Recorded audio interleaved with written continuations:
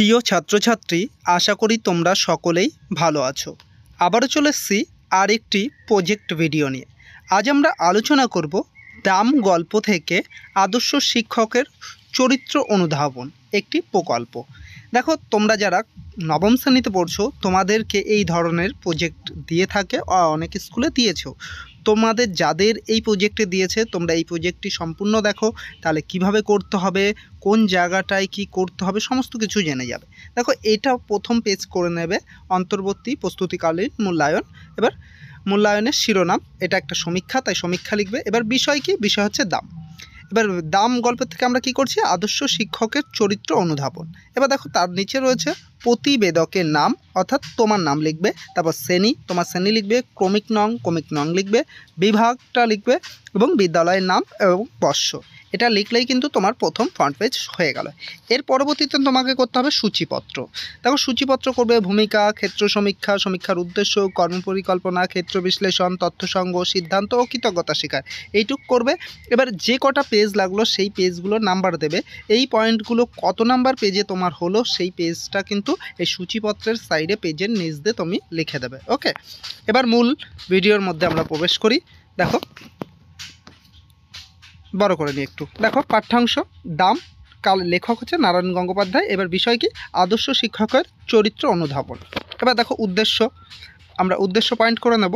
উদ্দেশ্য হচ্ছে প্রদত্ত পরিস্থিতি বিষয়ে বিশ্লেষণ করার সামর্থ্য অর্জন। দ্বিতীয় হচ্ছে সমাধান নির্ণয়ের ক্ষমতা লাভ। তৃতীয়, সমাধান সূত্র আদান প্রদানের সামর্থ্য অর্জন। এবার আরেকটা পয়েন্ট করবে প্রদত্ত অবস্থা, পয়েন্ট করে নেবে ভালো করে। এবার দেখো, স্কুলে কি বিভীষিকায় যে ছিলেন ভদ্রলোক, আমাদের অঙ্ক করাতেন, আশ্চর্য পরিষ্কার ছিল মাথা। যেসব জটিল অঙ্ক নিয়ে আমরা ঘন্টার পর ঘন্টা পরিশ্রম করেছি তিনি একবার তাকেই তা করে ফেলতেন।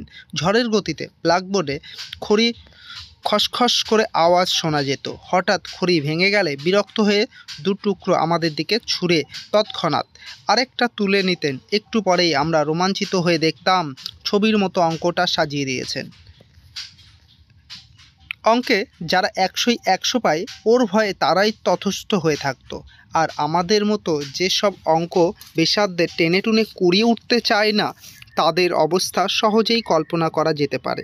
প্রকাণ্ড হাতের প্রচণ্ড চর খেয়ে মাথা ঘুরে যেত, কিন্তু কাঁদবার জো ছিল না।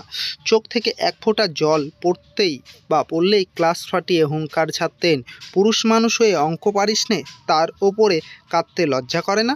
এখন পা ধরে স্কুলে পুকুরে ছুঁড়ে ফেলে দেব। প্যারা চেঞ্জ করে নেবে। উনি তার পারতেন, এখানে উনি তার হয়ে গেছে, উনি তা পারতেন। ওর চরের জোর থেকেই আমরা তা আন্দাজ করে নিয়েছিলাম। পুরুষ হয়ে অঙ্ক পারে না এমন অঘটন কল্পনাও করতে পারেন না মাস্টারমশাই। বলতেন, প্লেটোর দোরগোড়ায় কি লেখা ছিল জানিস?